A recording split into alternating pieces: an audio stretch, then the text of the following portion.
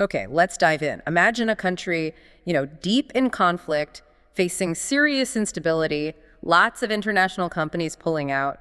You'd think their key industries would be falling apart, wouldn't you? Absolutely. Yeah, that's the immediate thought. But looking through this stack of sources you gave us, the articles, notes, all that was happening in Burkina Faso just completely flips that assumption. Exactly. So this deep dive, it's all about this really surprising news. Burkina Faso's industrial gold production, it's actually set to rise in 2025. A rise in the middle of all that chaos. It's a comeback story nobody really expected. And our mission today really is to unpack that. Just using the information and the source material we have here, we're going to look at how this revival is even happening, who the key players are now that some of the old partners have left. Right. And fundamentally, what does it all mean for Burkina Faso getting a tighter grip on its own resources? And it's worth noting, the sources themselves frame the situation in a very specific way. It's not just described as terrorism. There's this perspective presented that it's more like imperialism aimed at stopping development, plundering resources. They even mention external actors helping with professional mine laying, using drones, explosives experts. That specific viewpoint, it's part of the narrative and the sources we're digging into. Okay, yeah. That's a really complex backdrop for something as basic as digging gold out of the ground. So where do we start with this unexpected comeback? Let's kick off with the numbers, because they really are surprising. The sources say Burkina Faso is looking at a 4% increase in industrial gold production for 2025. 4%. Now, that might not sound huge, maybe, but it pushes the total expected output to 55.7 metric tons. Yeah. And like you said, this isn't happening in some stable, calm environment. It's happening after years of conflict and Western companies heading for the exit. It just seems to fly in the face of the headlines. And what's really interesting, based on the research here, is how they're managing this. It isn't about striking gold in some massive new discovery or signing some giant new foreign deal out of the blue. No, not at all. The core strategy, as the material lays it out, it's much more pragmatic, maybe. It's all about reactivating what the sources actually call two sleeping giants. Sleeping giants, okay. Yeah, mining sites that were either just abandoned or maybe underdeveloped, left behind. Okay, so which sites are we talking about? The sources spotlight two main ones. First, there's the Yuga mine down in the south. This place was basically idle, dormant. Right. But now it's back online. Seoul Resources International Lactique is running it. Reports say operations quietly fired back up late in 2024.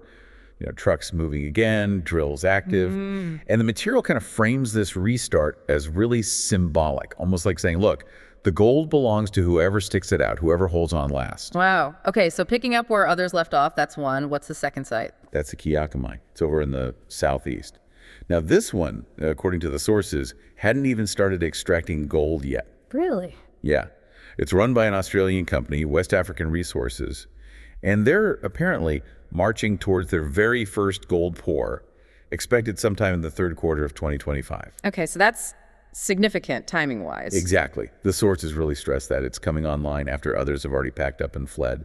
It's being painted as, a sign of defiance, an opportunity for those with, patience and guts, basically. So if we connect that back to the country's broader approach, this strategy of reclaiming what's already there, developing existing assets instead of chasing maybe riskier new finds, it really fits with that description of Burkina Faso refusing to just be a victim here. Right, picking up the pieces someone else dropped.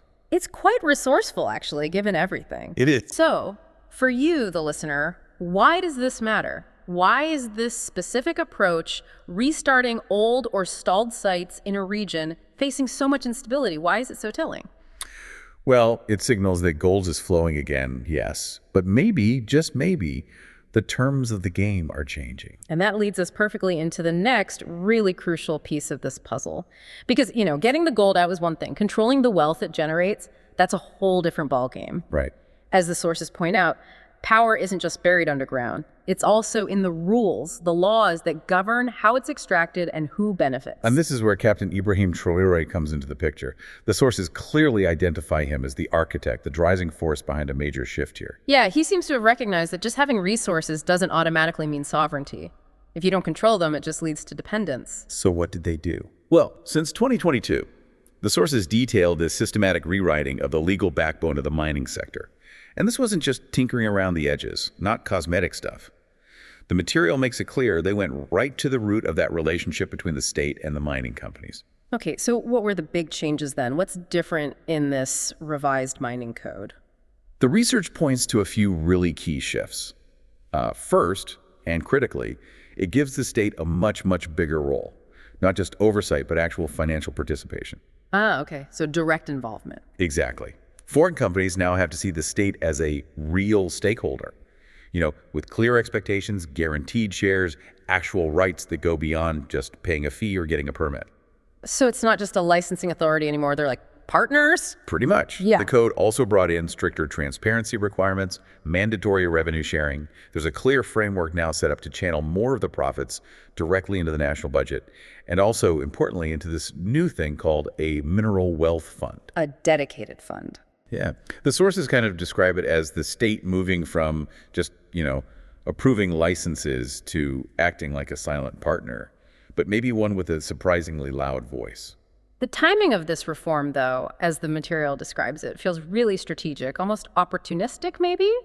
It happened right when Western companies were already getting nervous, getting cold feet because of the security situation. That's absolutely key. Because companies were potentially leaving anyway, the government wasn't necessarily driving them out with the new code. It was more like they were watching them head for the door, and then, as one source puts it, they locked them differently. They imposed these new, tougher terms, knowing that some level of departure was likely happening regardless. They could push for reform without risking a total collapse from scratch. And you can see the impact this new environment had. The sources mentioned Fortuna Silver Mines, the Canadian company. They sold their stake in the Yaramoko mine in April 2025. Right, sold it to a local private company for about $130 million. And officially, the reason given was, what? Declining reserves. Yeah, the official line. But the sources capture this industry perspective that, well, the new code basically meant Burkina Faso was no longer easy money. It demanded more accountability, higher taxes, real local contribution, terms that some of the traditional players just didn't find appealing anymore. That tells you something about the psychological shift, too, doesn't it? It signals they were trying to impose structure, reform, even under immense pressure, not just letting things fall into chaos. It was about asserting control. Precisely. And the reaction to all this was pretty divided, according to the material we have. Western investors, maybe predictably, called it nationalization light. They warned about a chilling effect on future investment. Standard response, perhaps. But internally, for people in Burkina Faso? Well, the sources suggest that for many there, it was seen very differently, like a long overdue correction, a way of redefining economic patriotism. Economic patriotism, interesting phrase. Yeah, basically challenging that old model where resources get extracted and most of the benefit flows outwards. They started asking, what should it mean to mine gold in a poor nation? And the conclusion seemed to be, it means giving a lot more back to the soil, back to the people. So for you listening, this isn't just about some dry legal changes. It's about fundamentally trying to shift the power balance, right, between a nation and the companies taking its wealth. Exactly. It really brings up that persistent tension. How can a country be so rich in resources yet still struggle with poverty? And this code, well, it's their attempt to address that by demanding more from the companies on the ground. And of course, changing the rules like that, especially when some traditional partners are leaving, it meant Burkina Faso needed new players willing to operate under these much stricter terms. And that's where the pivot really happens. The sources clearly describe how, as Western investors were stepping back or hesitating, a new key partner stepped forward. Russia, yeah. And the sources frame this as, well, a calculated move on both sides. Burkina Faso didn't just need any investment. They needed partners who would accept the new mining code, accept the state's bigger role. Right. The material suggests that from Ouagadougou's perspective, maybe the traditional Western partners, with what's described as expectations of soft contracts and colonial leftovers, maybe they just outlived their usefulness in this new reality. Strong words. Whereas Russia was apparently willing to come to the table and negotiate from scratch, accepting this new state-centric framework. And this wasn't just talk. It led to a pretty significant deal, didn't it, in May 2025? Yeah, a new industrial gold mining license was granted to Nord Gold, a Russian company. Nord Gold, okay. And what's notable about that deal? Well, two things stand out in the sources. First, the scale. This project is expected to yield over 20 metric tons of gold over about 8 years. That's one of the biggest new Well, ventures. it's substantial. And second, the transparency around the money. The Council of Ministers actually came out publicly and stated the expected contribution. They announced the figures? They did. Roughly $89 million for the national budget, plus another, 7.06 billion CFA francs going straight into that mineral wealth fund we mentioned. Wow. And the sources really suggest this public announcement was deliberate, a signal about how these new partnerships are supposed to work clear, upfront, disclosed contributions to the state. Okay, so let's look at Russia's side. What's their motivation? How does their approach differ according to the sources? The sources draw a pretty sharp contrast with typical Western engagement. The West often comes with conditions tied to governance, human rights, media scrutiny, that sort of thing, institutional strings attached. Right. Russia's approach, as described here, is more transactional, more tactical. They seem less focused on Burkina Faso's internal politics and more on getting access, ensuring reliability. Its investment seemingly without the same level of interference or lecturing. And for Burkina Faso's current leadership, especially post-coup, the sources indicate that kind of partner offers something valuable: financial insulation, protection from potential Western sanctions or diplomatic pressure that might criticize the government. Absolutely. And then there's the bigger geopolitical picture, which the sources definitely highlight. Russia seems to view Burkina Faso as like another key link in this potential chain across the Sahel. Right, where Western influence has been fading. Exactly. So this partnership is not really driven by shared ideals or values. It's about mutual strategic interest. For Moscow, getting access to Africa's mineral belt is about positioning, leverage, maybe securing loyalty, and definitely hedging against the Western financial system. And the sources also hint this might just be the beginning, talk of broader cooperation. Yeah, there's mention of exploratory talks with Russian firms involved in infrastructure, energy.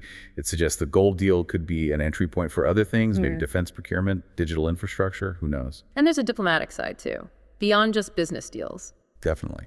So sources talk about how, while Western embassies might be reducing staff or issuing critical statements, Russian diplomats are actively building relationships, offering training, opening Russian language centers, cultural institutes. So it's not just about sending machinery. No, it's framed more like Moscow is also planting ideas, building soft power alongside the hard economic ties. But crucially, the sources also make it clear this isn't a free ride. This new dynamic, this Russian partnership, it comes with its own set of expectations. Russia expects alignment. It's described very much as a calculated exchange, not a charity program. Okay. So for you listening, it really makes you think, how does this major pivot east reshape the power dynamics in that whole region? And what are the potential long-term consequences for Burkina Faso of this calculated exchange, trading one set of dependencies or conditions for perhaps another kind of alignment? And that brings us to the final, really fascinating part of this whole story based on the sources. Which is maybe the most assertive element of all, how gold isn't just being treated as revenue anymore, it's being used as a strategic tool. Almost, you could say, weaponized for state power. Exactly that. The sources really argue that for Burkina Faso right now, in 2025, gold is way more than just a commodity you dig up and sell on the world market. It's what? Currency. Leverage. All of that. Currency, leverage, a defense mechanism, even a tool for economic warfare, a way to get strategic insulation, and definitely a very clear act of political assertion. And this isn't just happening by accident. The strategy, as the material lays it out, is quite deliberate. Redirect the money from gold towards state priorities. Yeah, channeling those profits into national security, public infrastructure projects, building up that sovereign wealth fund, Right. consciously trying to flip the old model of being a resource drain for foreign interests towards what the sources call resource-driven resistance, using their own resources to build their own strength and independence. And we saw concrete examples already with that Nord Gold deal, right? That direct injection of funds into the treasury, and especially that mineral wealth fund. Exactly. And the sources emphasize that fund isn't just a savings account. It's intended to be the financial engine driving a nationalist agenda. And that agenda includes, according to the material, things like investing in military gear without the strings that often come with foreign aid. Right. Trying to stabilize their own currency, maybe exploring regional trade deals, even looking at gold-backed financial instruments. Basically using gold to cut down reliance on external financial systems. And it goes down to the ground level, too. The sources mention leaked documents showing gold money being funneled into tangible things in rural areas. Like what? Electrification projects in mining zones, building roads that actually connect resource hubs to domestic processing facilities. Not just roads leading straight to the export ports. Exactly. That's a sharp break from the past, a deliberate shift in focus towards internal development and value addition. And this is even making them rethink money itself, isn't it? Burkina Faso is tied to the CFA franc, which has that historical link to France. Right, often seen as a symbol of lingering colonial influence.